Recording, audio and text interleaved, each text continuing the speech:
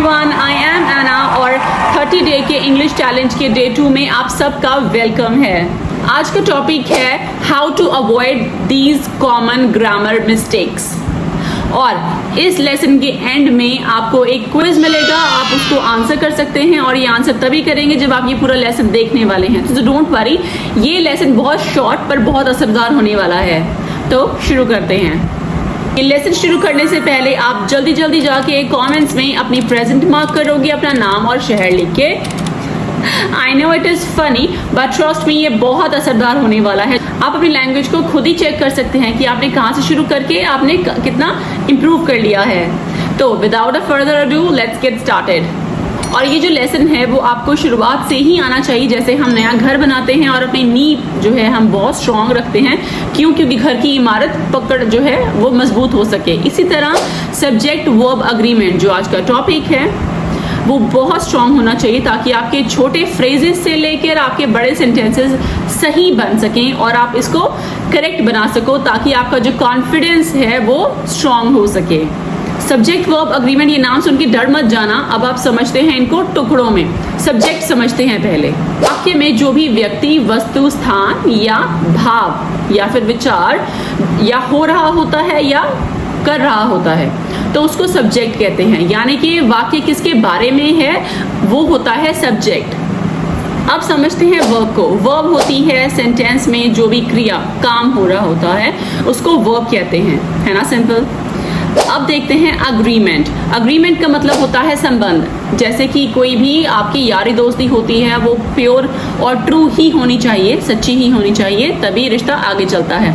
उसी तरह सब्जेक्ट और वर्ब का जो रिश्ता है वो हमेशा मैच करना चाहिए, तभी एक वाक्य सही कहलाएगा। जैसे कि सब्जेक्ट अगर सिंगुलर है, अगर सब्जेक्ट एक वचन है तो वर्ब भी एक वचन ही होना चाहिए। अगर सब्जेक्ट प्लूरल है तो वर्ब भी प्लूरल ही आप सिलेक्ट करोगे। डरो मत।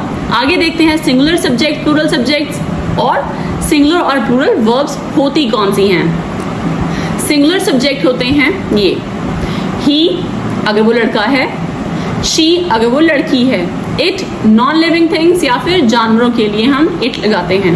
The teacher, the dog, a student, my friend, the car, the book, a bird, the sun, an apple, the child, a people.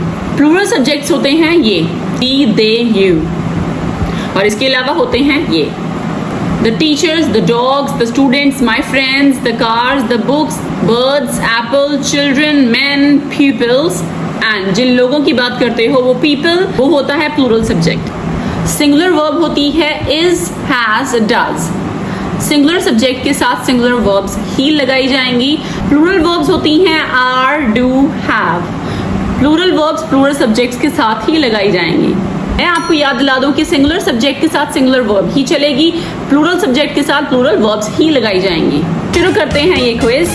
मैं आपको 2 सेंटेंसेस बताऊंगी, आपने बताना है कि वो सही और गलत कौन सा है।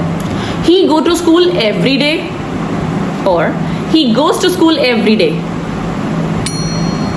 ही लाइक्स टू प्ले फुटबॉल और he like to play football. She go to office every day या फिर she goes to office every day. She reads books every evening या फिर she read books every evening. It looks like rain या फिर it look like rain. It needs water या फिर it need water. They is playing football या फिर they are playing football. They likes to read या फिर they like to read. We is going to the market या फिर we are going to the market. We like ice cream या फिर we likes ice cream. You is very kind या फिर you are very kind. You likes music या फिर you like music. अपने इस क्विज का रिजल्ट कमेंट्स में शेयर करना मत भूलना। तो मिलते हैं नेक्स्ट लेसन में, तब तक के लिए practice practice practice, because practice will make you perfect. Bye bye.